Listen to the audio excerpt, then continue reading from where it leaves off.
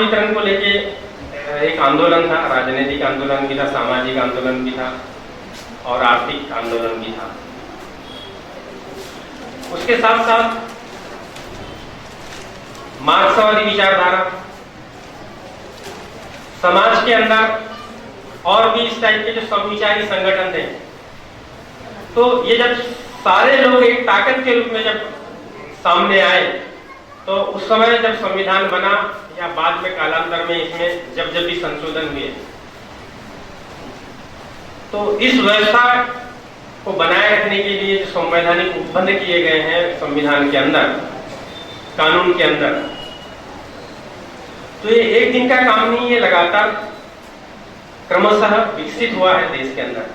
और आज यदि किसी एक संगठन का व्यक्ति इस चीज को छेड़ रहा है कि समाजवाद बाद में यहाँ शामिल किया गया, तो हमारे जैसे संगठनों की जिम्मेदारी बनती है, हमारे लोगों की जिम्मेदारी बनती है कि इस विषय को व्यापक चर्चा के लिए हम समाज में ले जाएं।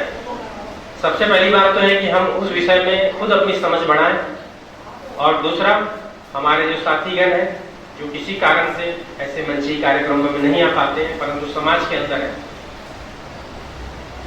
उन तक हम अपनी ये बात पहुंचाएं। समाज में जब भी कई प्रकार के कार्यक्रम होते हैं, चाहे शादी ब्याह हो, कोई जन्मदिन का कार्यक्रम हो, जन्म मरण का कार्यक्रम हो, हम लोग जाते हैं। मैं हमेशा से मंचों पर बोलते आया हूँ कि वहां पे हम अनावश्यक चर्चा न करते हुए इन गंभीर मुद्दों को भी, जो गंभीर टाइप का व्यक्ति दिखता है, कम से कम उससे तो छेड़ना चाहिए। क्योंकि एक दिन हम इस बात को करके यहाँ पे कि उसको छोड़ देंगे तो ये समाज के अंदर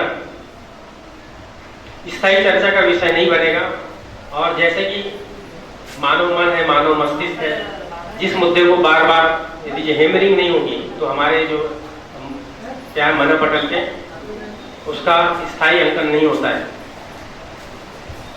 तो हम लोग जो यहाँ पे आए हुए हैं, हमारे पास हमारी जिम्मेदारी और ज्यादा बढ़ जाती है। अब हमारे जैसा व्यक्ति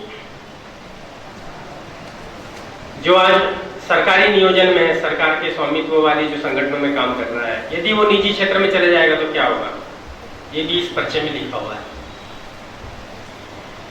मालिक के अधीन जो व्यक्ति काम करता है उसकी खुद की स्वतंत्रता नहीं रहती है, वो गुलाम बन जाता है। तो उसके जो फंडामेंटल राइट्स है उसके लिए तो बातें नहीं कर सकता, काम करना तो दूर की बात है, अपने अधिकार बचा ले ये भी उसके लिए संभव नहीं है। वो एक तरीके से खैरात के ऊपर जीवन जीता है।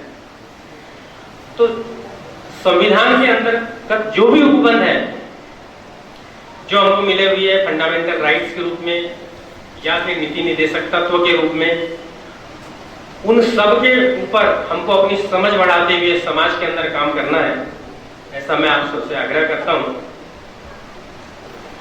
और क्योंकि और भी हमारे वक्तागण हैं कि यदि सरकार किसी तरह से सार्वजनिक उपक्रमों को ले आई है तो उसका स्थायीकरण कैसे होना चाहिए, संवैधानिक स्थायित्व कैसे मिलना चाहिए, वो भी हमारे पर्चे का हिस्सा है।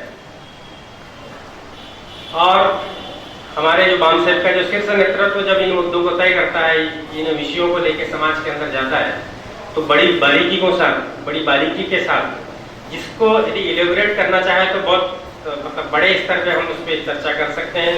एक एक शब्द को बड़े विशद रूप से उस पर गहन विमर्श हो सकता है। तो इसका संवैधानिक स्थायित्व कैसा होना चाहिए, इसके ऊपर भी हमारे संविधान निर्माता ने बहुत पहले ही मतलब बोल दिया था, और उन विषयों पे भी हमको समझ बढ़ाने की जरूरत है।